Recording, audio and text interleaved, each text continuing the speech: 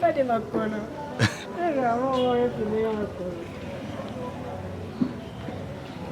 Alors, bonjour. Ça va?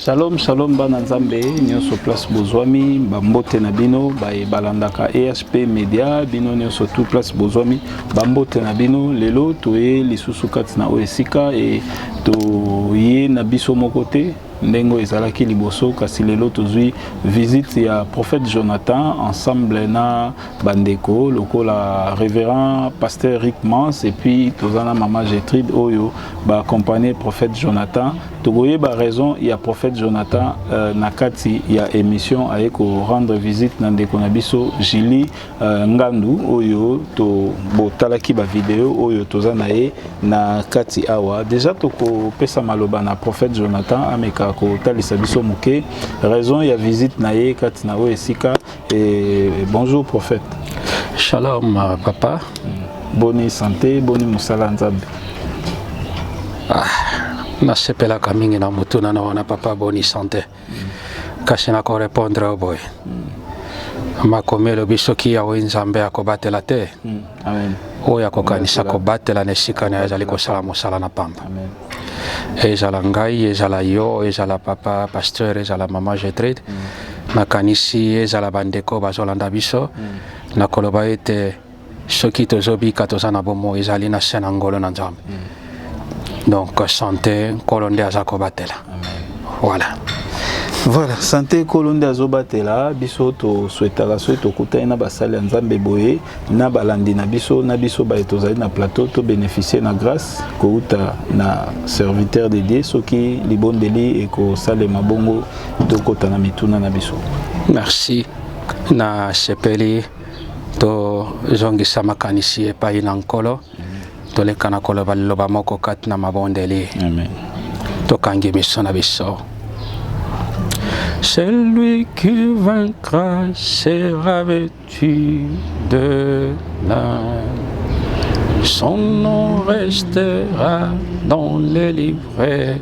des vies. Non, non, non, non, non, jamais dépassé ne passera. La parole de Dieu jamais ne passera. Oh, pourquoi s'attacher à ce qui passera? Venez en Jésus et vous aurez la vie. Non, non, non, non, non, jamais ne passera. La parole de Dieu jamais ne passera. Oh, non, non, non, non, non, jamais ne passera. La parole de Dieu jamais ne passera. O mokili echola efinga kangama na Yesu elonga na biso sena kombo na ye. Non, non, non, non, non, jamais ne passera. La parole de Dieu jamais ne passera. Yesu Masiya nzambe oyo avandi bisika bileki likolo totondi yo pe tokumisi yo yo oyo ndimi ete totangama katikati na bato na bomoi yo oyo sepelaki ete ata bambonge ezali kosouffle kasi tozala parmi les vivants mokolo na lelo totondi yo na manso konyata na biso matambe na esika oyo ezali na se na mabongisi na yo tala ntina tika ete ntango nyonso tokolekisa na esika oyo kamba biso ezala na biso na ebandeleki na suka mpe nyonso oyo ezali ya yo te oyo etelemaka na mikili na molili koluka ndenge nini kobebisa tolakeli yango mabe na jila na Kristo Yesu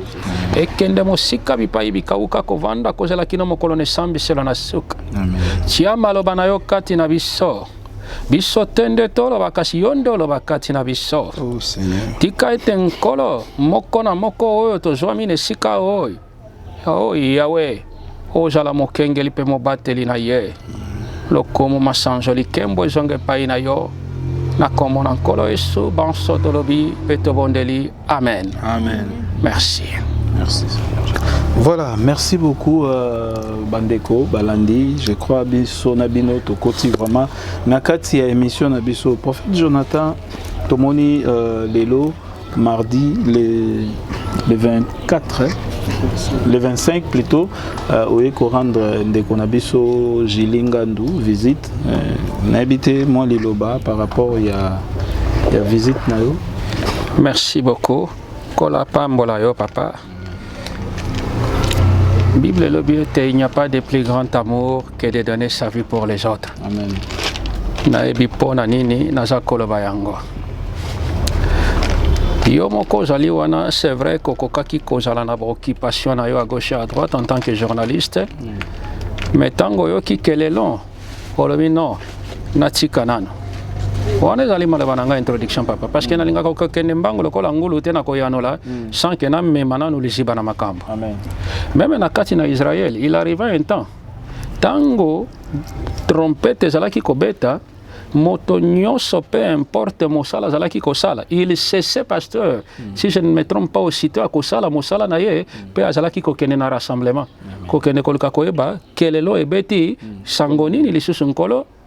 atindeli biso Maman Gertrude pasteur Rick Mons na les vaillants ponce ou azali sur ma caméra tous nous pouvons avoir nos occupations mais tango kelelo ebeti tolobite to komana sikawe nakanisi na cadre ba occupation na ngai pe oyo na bimi lisusu liboso na bana na Nzambe tango mosusu ozoyoka ete meme mongongo elobeli nanga eza vraiment dynamique te eza makasi te o meme navandi na ona zoluka pe makoluka po na za vraiment na mwa ba beton na nzoto awa kolandana na likama moko ekomelaki ngai me Nzambe nazali mobateli soki ye te me naza na bino awa te ya solo papa naza kaka na kati na makomi Bible elobi esengo na oyo yo andimi kasi amoni te ngai na ndimaki me namonaki te ya solo mosali na Nzambe pasteur ayaki koluka ngai nalobi te pasteur Rick Mons tango pasteur aye koluka ngai alobi papa nauti kolanda émission moko oyo eleki na chaîne epai wapi papa eki alekaka na kosala pe émission yango esalaki ngai pasi makasi na motema nalobi papa émission yango ezalaki nini lisusu alobi non en tout cas papa eki alekaki na kosala émission na ndeko na biso mwana na biso na kombo ya mama Julie pe kolanda nalandaki wana pasteur azopesa ngai compte rendu kolanda nalandaki émission wana en tout cas j'avais les larmes aux yeux naokaki motema esalaki ngai pasi makasi tango ameki ko raconter ngai eloko wana nalobi papa siko conclusion nini yo ozwaki alobi ce qui m'avait surpris na mekaki même kotala un peu ba commentaire à bato zana ndeko moko alobi mais prophète maman Gertrude pasteur est-ce que bolandi émission yango te bozali wapi en tout cas nazalaki na tango ya kotuna lisusu pasteur bamituna mingi te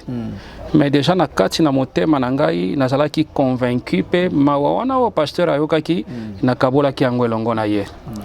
nazwaki tant kutu atate koluka kolanda émission yango nayeba elobi nini je n'avais même pas ce temps yango nalobaki ne bandele te esengo na moto oyo andimi kasi amoni te naye kotuna basali na Nzambe avi na bango natuni papa pasteur Rick Mons natuni mama Gertrude bomoni ndenge nini na message oyo pasteur Simeo akomiseli ngai ke alandaki émission moko mpona ndeko na biso Julie bango pe balandaki te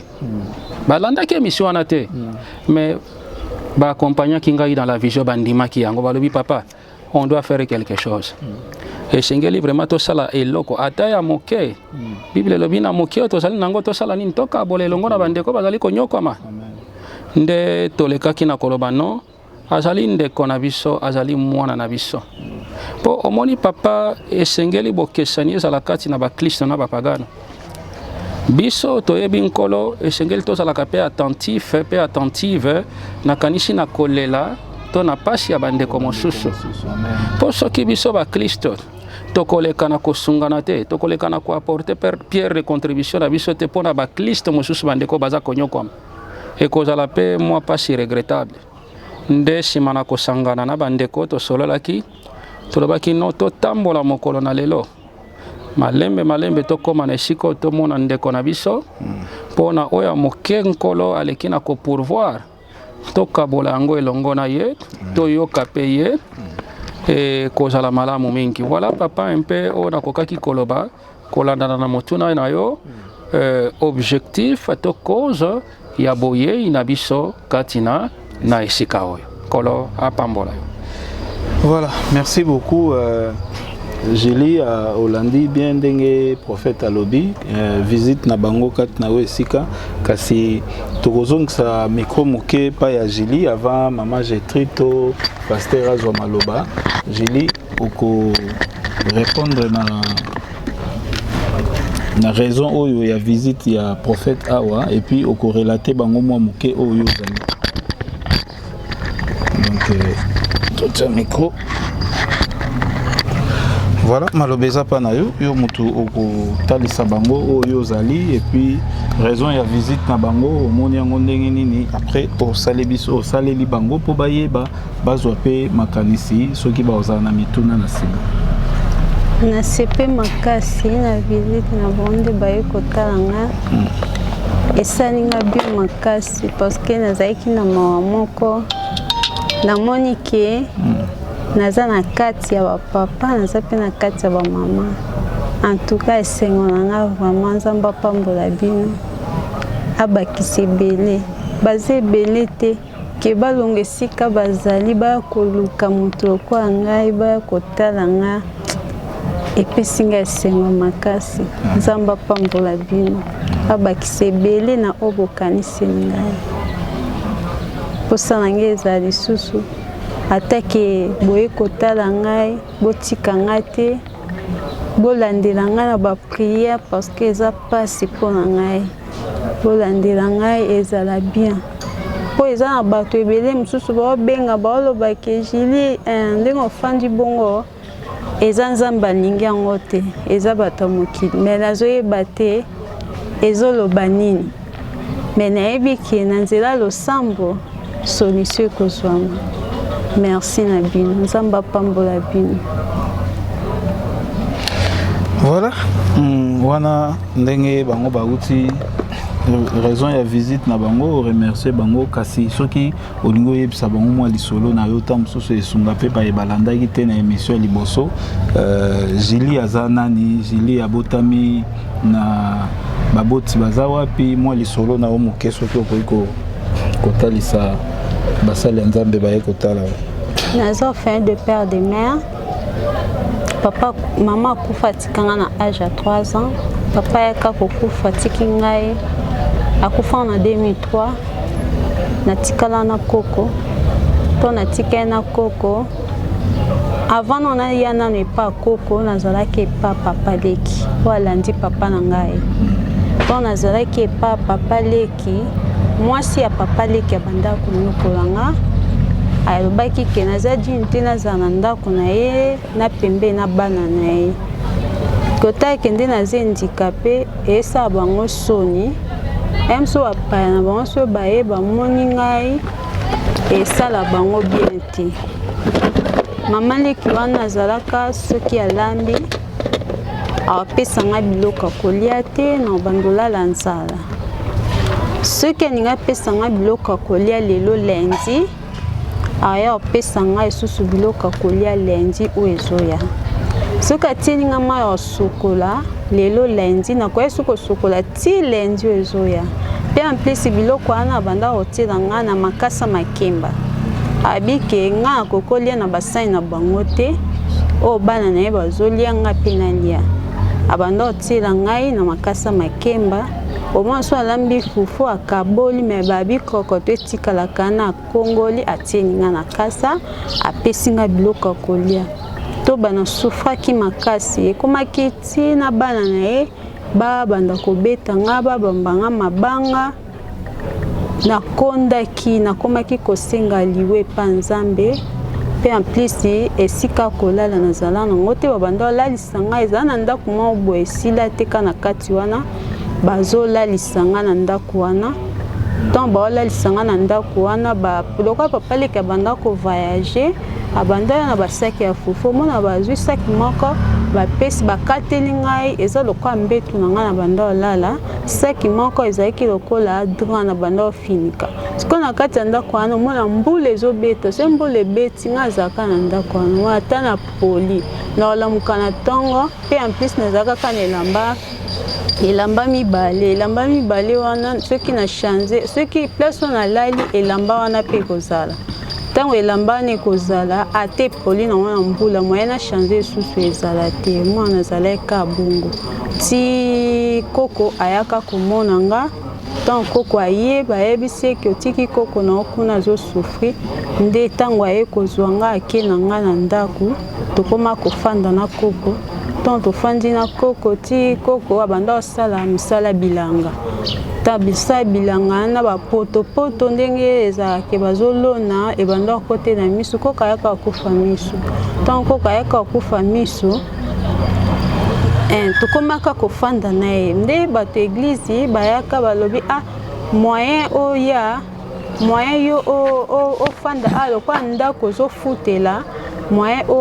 ofanda esusu boye eza te parce que miso na yo eza ya kokufa mofuta mbongo eza te nde papa moko bwazalaka wana abandaka asomba lupango na ye papa na pe abandani kovoyage nde ayebisaki bango ke soki bokoluka mutu oyo akobatelela nge esika wana nde bango babi te eza na mama moko boye na koko na ye soki totie bango kuna ezala malamu lupango na yo ezala bien nde batiaka biso awa nga na koko tobanda kofanda biso mibale tozalaka kwa deka koko aza aveugle ngai natambola te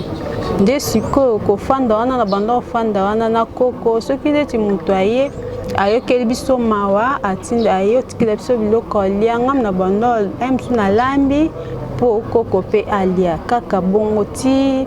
ezaka bato ya quartier bayaka bayo yebisa bakendaka koyebisa église catholique bayebisi bango eza na ka moko mibale eza kuna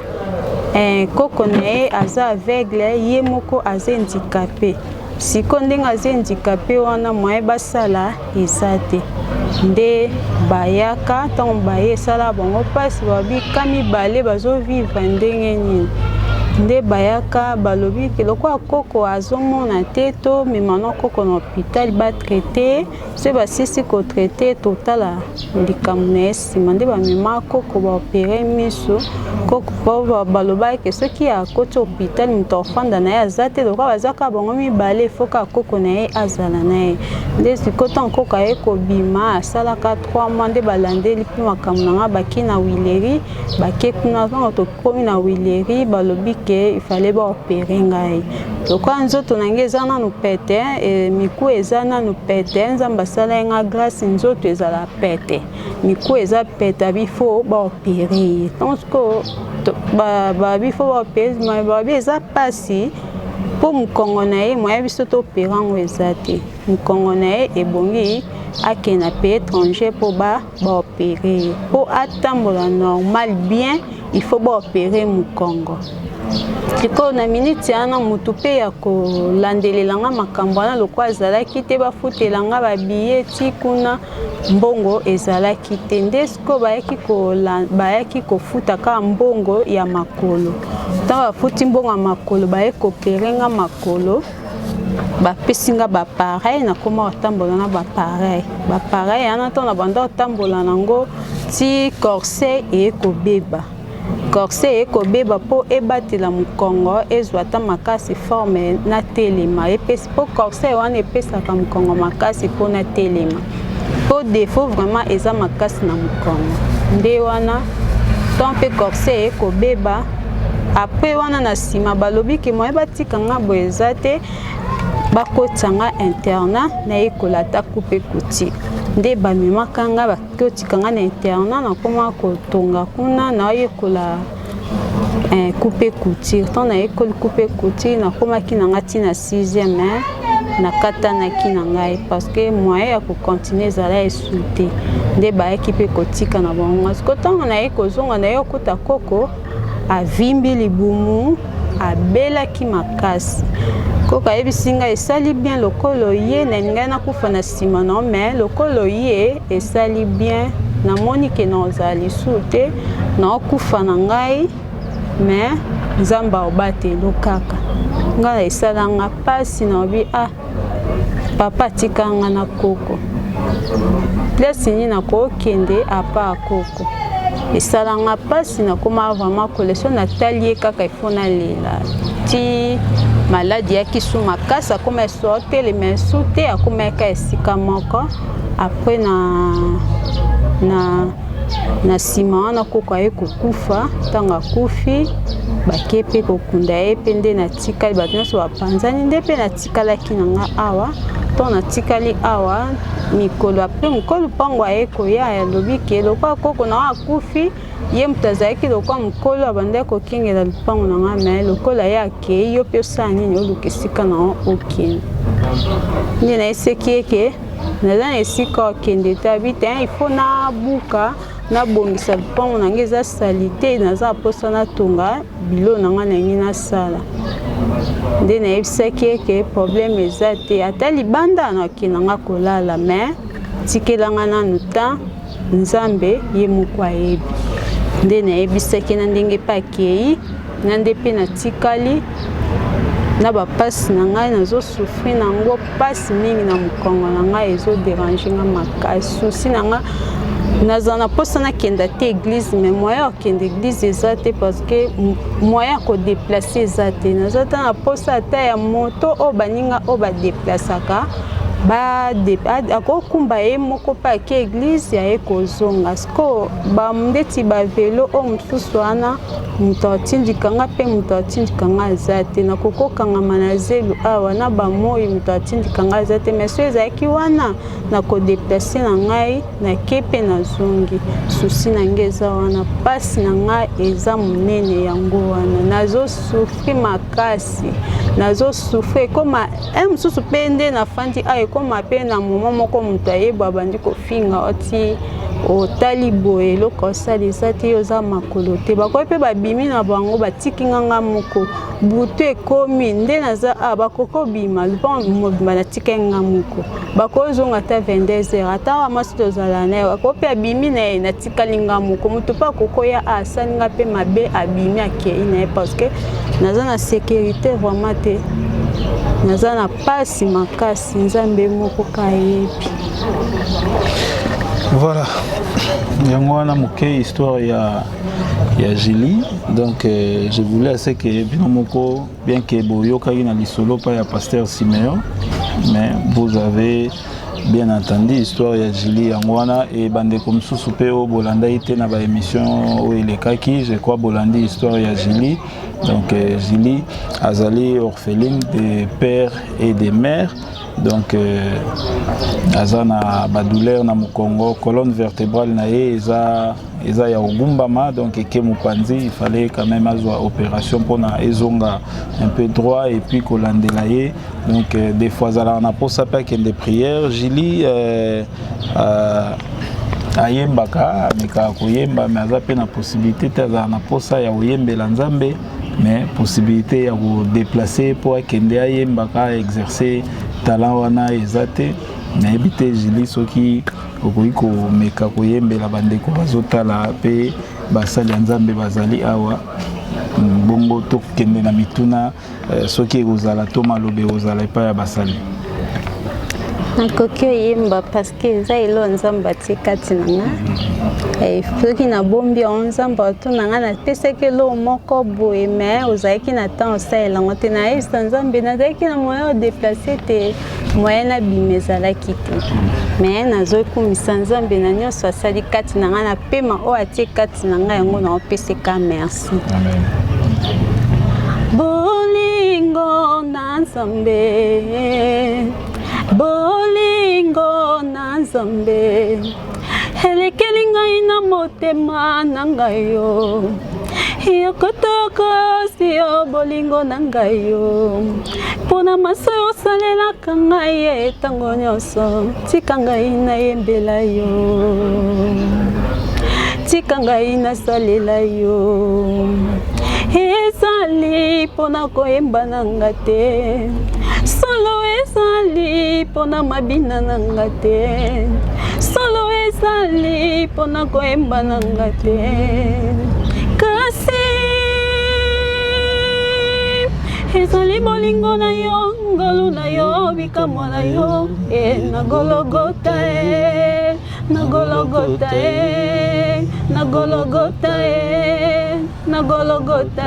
tika ngai nayembela yo tika ngai nasalela yo utanga na botama kati na mokilo yo namona nanu kontere te namona fatire te apire kupire te yo pesi ngai pema bomoi yo fele kombo na yo ekoma. Voilà, merci beaucoup. Wana ezali mwa muke ya talent oyo Julie yebi oyo azoyemba donc étant mususu ndeko tala boya mutaza na pasi bozo yembisa ye lisusu non c'est juste pour na ko manifester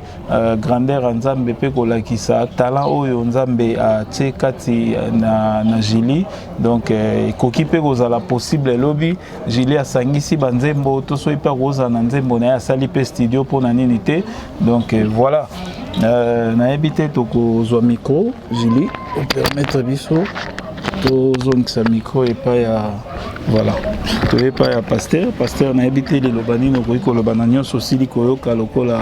d'accord malinga na simbela yo nyonso sili koyoka lokola témoignage ya Julie to message na. Merci papa Eki mpona maloba pesa melingai zamba zwana lokumu po ete pema oyo apesi ngai ezaka quand même pema oyo apesi kati na Julie. Amen. Et ceux qui de l'autre se retrouver boye ezali kaka ngolu na nzambe kati na biso. Nakanisi ezali pasi pema wa mingi nakoyoka Julie na okipasi makasi mais yambo nakota na page wana nalingi ko expliquer loko moko muke oyo na sacrifice oyo basali na nzambe basali po bakoma awa nakanisi bande ko ebele bazolanda biso bayebi lisolo ya accident oyo lekana na côté ya rond point oyo boma oui uti ko salama calamité awa et na kati ya lisolo wana moko na mosali tozana ye prophète donc azalaki na accident wana mais nzamba asalaki ye ngolu nzamba asalaki ye ngolu alingaki amataka na kati ya mutuka mbala moko donc mituka oyo mutuka munene wana etutaki kuna portière ya kombi moko elongwa donc eya kobeta ye awa et c'est compliqué même dengaza wana azotambola na senti donc kaka ezali kaka lokola mosala oyo ezali ya nzambe habité tokokoma kaka parce que la Bible dit vous dans mon champ moi dans vos maisons. Amen. Alors ezali sacrifice monene mais koyoka Julie tabi na ki passe na mawa mais ko na loba pour la bande ko na biso nyoso bazolanda biso nous devons savoir que tout se paye ici. Amen. nzambe tango akeli bikelamu nyonso akeli bien eza malamu mais tango aye kokela moto alobi c'est très bon donc à utiliser superlatif et la vie humaine est sacrée. Alors peu importe état physique il y a moto azana yango. Donc nous devons avoir des considérations na moto nyonso, peu importe, même les personnes vivant avec handicap, aza moto oyo nzamba kela, aza na ba droit nyonso a bénéficier ko la mona tompe lokola ndenge azali citoyen congolais. Mais loko salinga pasi makasi ezali lolenge ba traiter ki Julie et pas ya moi c'est papa leki na ye. Vraiment couper ça y est na seka ya sac couper ça y a bana kola na sac dramper sac o ya fufu donc dra donc ndenge ba maltraiter qui est et ça linga passe makasi papa ka pozali émission parce que dans les solo moko na beta yango na mokuse ndenge moto moko arataki mapamboli ce qui permettre na beta ngo saka briefing na li solo wana bon ezala moi rapide pour moi c'est traitement wana basala qui pona yeke noter bazoka soni benité OK il y a eu un témoignage oyo ndeko moko ngeka mona Yesu azo bondela abonda binza na ina mona yo oya pe nkola révéler abina koya tel jour alors à préciser le jour ye abongisi ndako na ye malamu abongisi ndako très bien propre et jour ango wana Mboule beti. Tango mboule beti après kaka mbula donc tout le monde qui moi pourquoi amoni papa moko azo et papa mukolo moko boedo bilamba mpe tinate na moi qui funda na ye azo ya aye ko sengela ye place mai atalika ndenge ya zali abia tete donc abengani lunga ya tout zela mopaya nanga na zela mopaya nanga ya zela kende papa onakei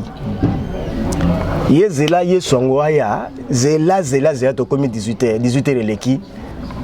mais yesongo lobaki na koya lelo mais ayete tango alali na butu nkolo aye ko révéler abina yaki mais obenga na kingai na RTL oyemaki mopaya moko boye ezala kindengai a regretter a rater bipamboli donc yango pa kolobake il faut qu'on considérer moto nyonso. Alors bandeko wana basala kelo komo kezali malamu te vraiment nzamba limbisa bango nzamba limbisa papa leki wana namba maleki disons mais na yoki pasi mais nzambe ye moko azali mobateli Julie nzamba za mobateli nzambe ye moko ayebi ko pourvoir na ba besoin na ye pona yo kobungisa elikate nzambe ye moko azali réponse azali solution na problème na yo nyonso yo mitika krepa na yenkolo likambo na ngai tala likambo na ngai ye moko ayebi oyo ni akoki kosala nzambe apambola. Amen. Voilà, merci beaucoup to komisa mikopa ya Maman Gertrude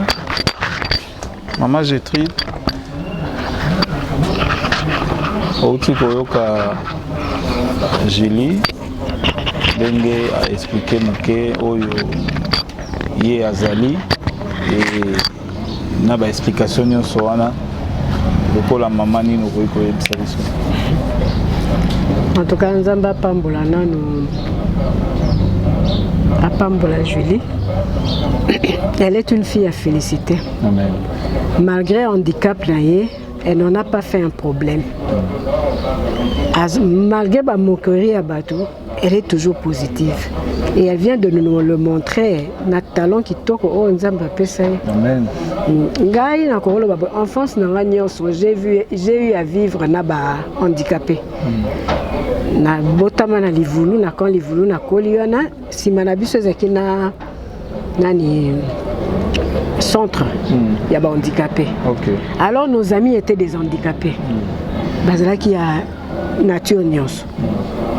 Tobande ko kende dès que samedi aussi si classe aussi si ma caméra sur la pourquoi on parle là-bas toko vanda na bango to solo ni to sekiti ba heure tardive to ko zonga dimanche ceux ba uti église ba ina ndaku toko vanda to le to sekiti to sakani et to ba normalement na ba le kola ba tout normal on les a jamais considérés comme des handicapés de la même façon penga nazo considérer Julie le quoi mutu normal le simple fait que azana souffle oyo ngana yo to zanango aza mutu. Elle ne peut pas se minimiser. Elle ne peut pas se marginaliser. Azamutu lokola yo lokola nga lokola batu nyonso. Kutezana ba grâce o ya zana ona batu kuto bazama ko mibale bazana ngopeki. Amen. Elle doit le mettre en tête. Azana ninga zana aleki batu ebele o bazana makolo mibale. Muto so mona zo tambola bwaza makolo mibale na mutune lote. Ma capacité ya zanango mutuana zanangote. Et en plus non seulement ça aza sous un avantage ya munene le sous koleka pour la nini elle est orpheline car la Bible nous dit Nzambe yemoka lobi il est le père des orphelins biso ba oku tozala ba papa na banda ba papa o bazala musui tozela lote par rapport à Julie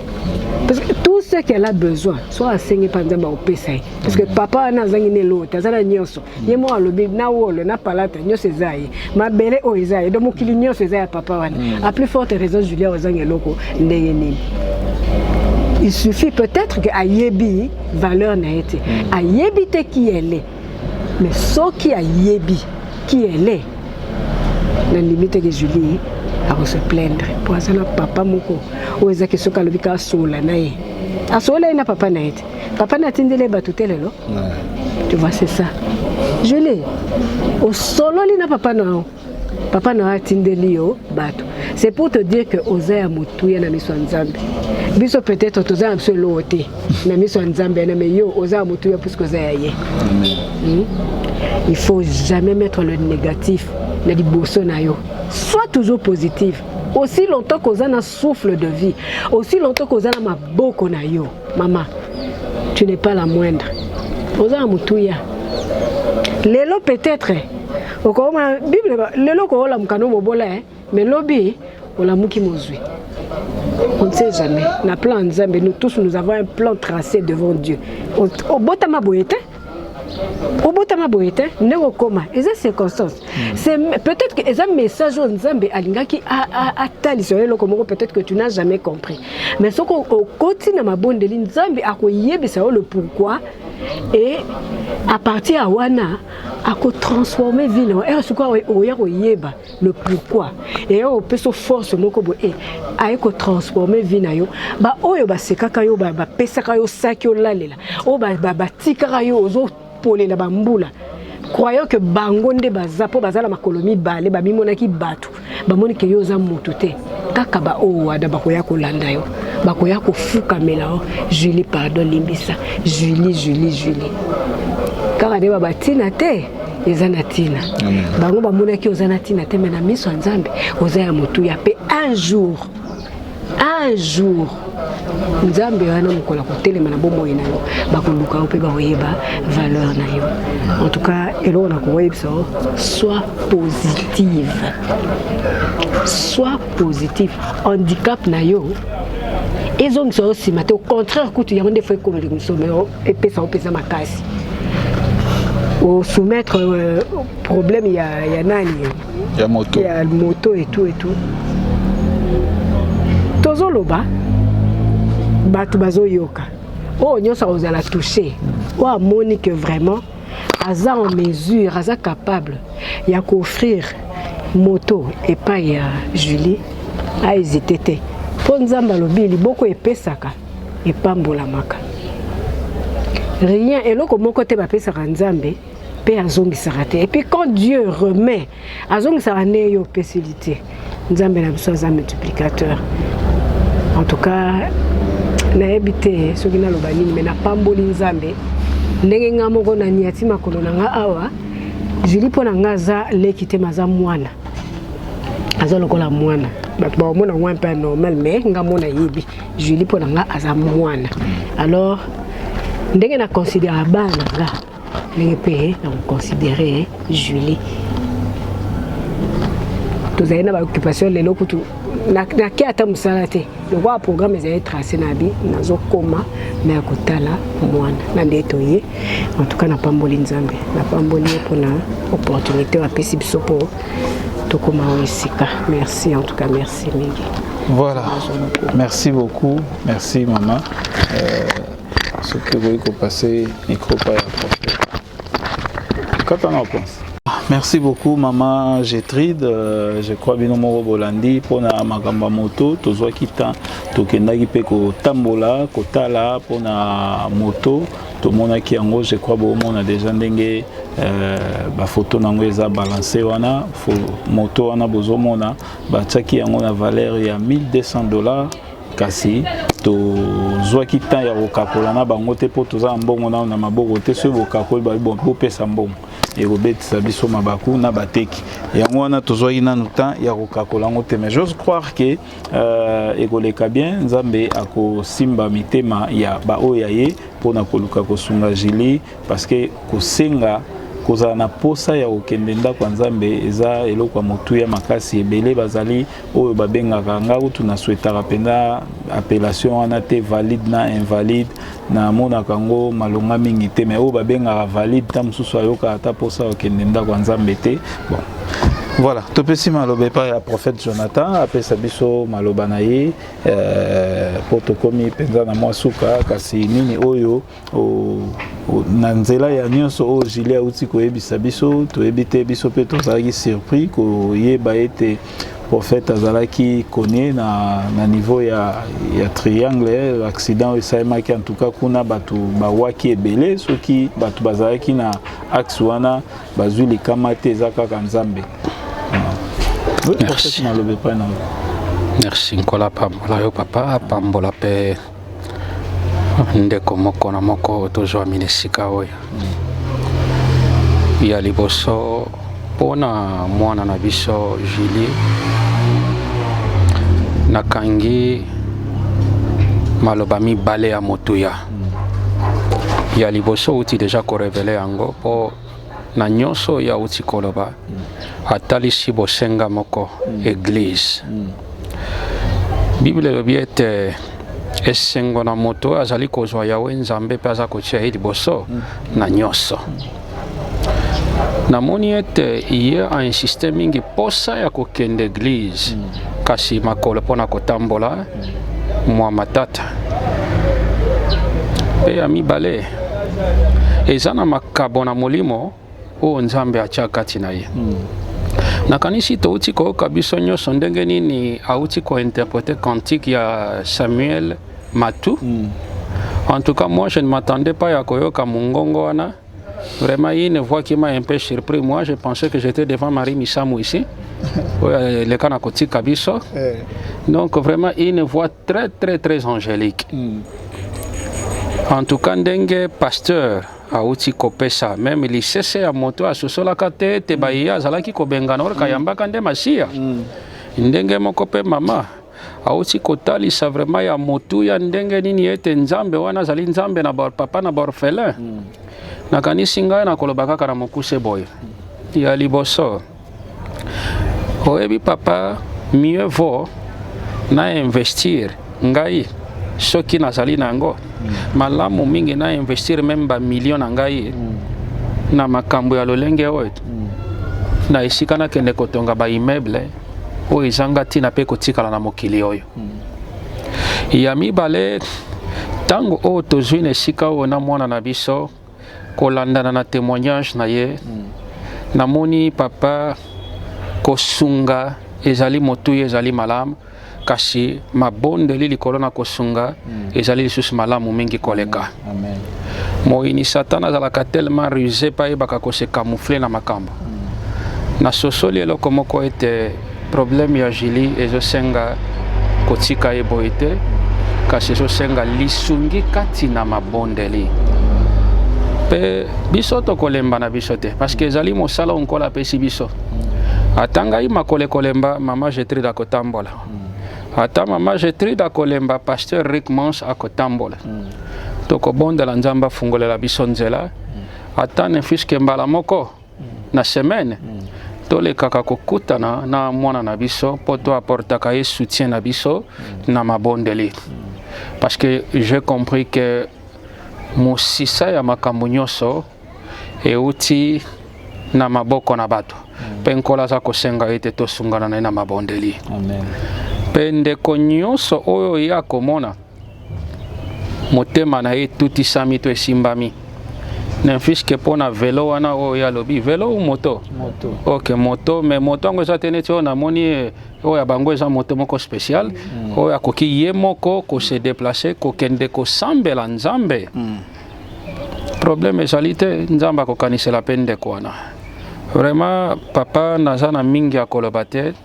nakanisi tokolongwa mpe na esika oyo te soki biso tobondeli mpo na mwana na biso te yambo toleka na kokende. Kasi ndenge touti koloba totambolaki maboko pamba te, ya mwa moke oyo nkolo alekaki na kodisponibilize, nakanisi ete mama azali wana eza mosala na bango ba mama. Et la suite ngai nayebi na kosukisa kaka na banganga nzambe na mabondeli. Amen. Vraiment tika ete mopesi na kimia apambola biso. Amen. Voilà. Maman Gertrude. À vous.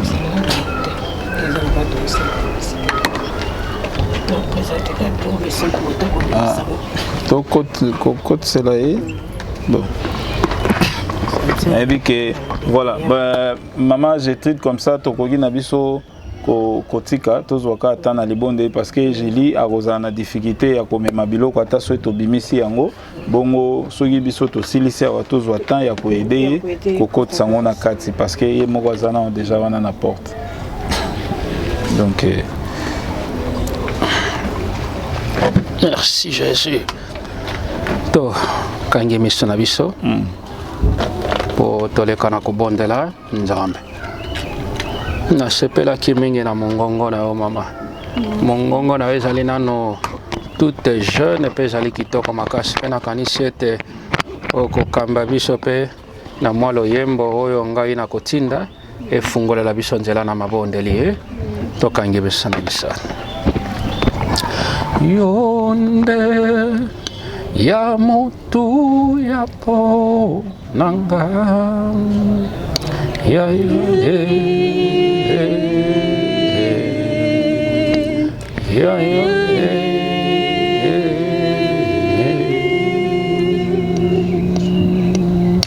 ongai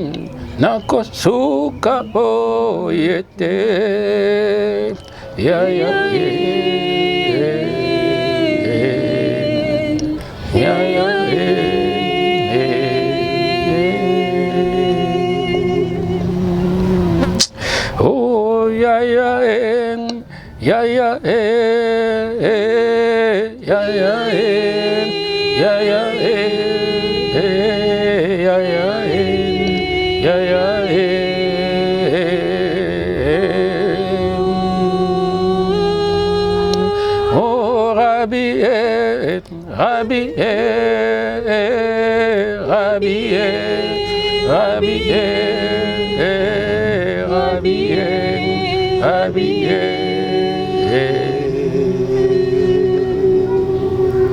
Nzambe azali malamu. Tokoleka na kotombola mingongo na biso kobondela epai na Nzambe. Tokoyebisa ete yenda lekaki na kofungolela biso nzela kino na esika oyo po ayokaki mabondeli ya mwana na ye. Pe yende atindeli mwana na ye bawumbu na ye po bakoma kino na esika oyo. Yango tokoleka na kobelela bonganga na Nzambe likolo na mwana na ye Julie. Nzambe oyo ayebi nzoto na moto koleka biso moko batu po yende mokeli na nyonso. Nzambe oyo ayebi misisa bonye ezali na kati na nzoto na moto. Nzambe oyo ayebi lolenge nini mai pe makile ezali kotambola. Nzambe oyo ayebi misuni na kati na nzoto na moto. Ye oyo apesaka ntonga na molimo. Tokoleka na kobelela bonganga na ye kati na nzoto na Julie. Tokoleka na kobelela mawa na ye amona mwana na ye na mpasi oyo ezali kotungisa ye. Tango Julie azalaki koloba matoi na Nzambe ezalaki koyoka. Nzambe tokobelela ya kita. Atalisa ngolu bolingo mawa na ye. Bonganga na ye monisa makati na nzoto na mwana na ye. aloba seli loba moko amimonisa kati na nzoto na Julie tobondeli banso na kondima na komona nkolo Yesu. Alelo Yahweh na pamboli na commission pour tous les éternel dit ya solo nzambe na nguya nyonso mobateli malamu keli na likolo pe na se Yahweh tobelemi liboso na yo tobelemi epai na nzambe oyo ayokaka ayanolaka pe amonaka Yesu ezali mpona boyebi na biso te makasi na biso te kasi ezali na se na mangolo na yo biso tokutisamaki se na mitema tolobaki totelema totambola totambola tokomi na esika pe tomoni toyoki ye Yesu eloko ya moto oyo ngai nakangi na maloba na mwana na yo ezali ete yabota makambo ete abotamaka lolenge oyo biso tomoni ete kasi miso na yo nkolo Yesu emonaka kino na se na mai mpe na kati na libanga Yawe yo lobi nini abeleli bonganga na yo kati na bomoi na Julie oyebi banguna na Julie bazali nani oyebi mpe nyonso ezali kotungisa nzoto na ye tala toyoki ete colonne vertébrale ezali ya kotengama mpe ezali kosenga baintervention chirurgicale moko ya makasi kasi yango mpe ezali kosenga makoki ya mingi bongo tozali kozwa yo mpe kotia yo nano liboso tozali kotia yo liboso na mpasi na nzoto na Julie mpo soki tokotia yo liboso te atamingaka bakoyeba kosala mosala na pamba yo ndo ozali na liloba zuka na mpasi ozali kotungisa ye Yesu telema nayebi ete nzambe oyo tozali kobondela azali nzambe animaka te alalaka te mpe akendaka mobembo te Yesu mimonisa Yesu mimonisa Yesu mimonisa po ete ozali nzambe tika ete makila na yo eleka na kokota kati na nzoto na Julie tika ete makila na yo esala mosala na yango kati na nzoto na Julie po ekomami ete ils l'ont vaincu à cause du sang de l'agneau et les témoignages qui sortaient de leur bouche. Yesu tobeleli yo tika ete mbula oyo 2020 lokola yo ozali koinsiste ete ezali mbula na bikamwa ezali mbula oyo tout ce qui était masqué caché tout ce qui était enfoui à la surface remonteront mpo ete nguya na yo éclaté Yesu ndenge moko mpe baoyo bakanisaki kobundisa ye pendant des années ata bakanisaki ete misala na bango kozala kobata baramene tout à la surface po elonga éclaté Yesu comme le soleil levant du matin Yesu mimonisa tozali kobelela bonganga na yo tobeleli bonzambe na yo likolo na nzoto na Julie nzambe oyo ayebi nde asimbaka mitema na bana na bato nzambe oyo ayebi ndenge asalaka lolenge na ye yo nde toza kobelela mimonisa po ete ozali nzambe mimonisa po ete ozali nzambe toza na kondima olalaka te kumama na yo netolama po ete ozali malamu na kombo na nkolo Yesu nabelemi epai na pasteur soki okoki kotelema mpe koya kosembola maboko likolo na Julie mpe koloba liloba moko na mabondeli.